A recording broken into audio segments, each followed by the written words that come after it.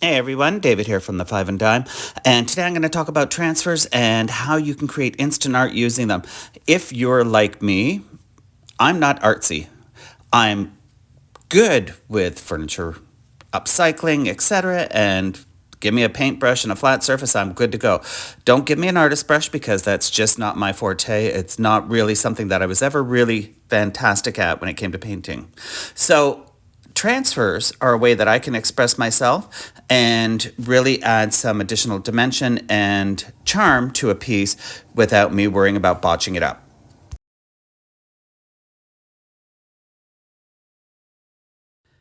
I love using the transfers from the Bells and Whistle line by Dixie Belle Paint Company. I find them really easy to work with, and the process is really quite simple. It's going to be a matter of mapping out your design first. So depending on the size of the piece, if it's a larger piece, what I'll do is I'll cut out the designs that I want to work with, and then I'll kind of tape them in place, stand back, maybe take a picture, look at the picture, see if that's the placement that I want to put them in, and then I'll get to work on putting them in place. So basically, when you get your transfers, they're going to come on a white backer sheet. They are attached to a more of a clear film.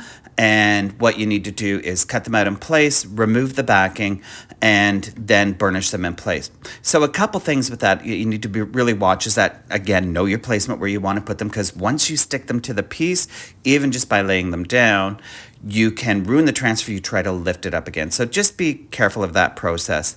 The second part of it really comes down to, once you've got it in place, you're going to burnish it, and the Dixie Belle Paint Company transfers come with a burnishing tool that you use to put in place. And sometimes you might find it a little finicky because you've got areas that are going around curves, you've got edges that you need to cut through, etc. Just take your time. Be diligent with it and really take a look at what you're trying to achieve.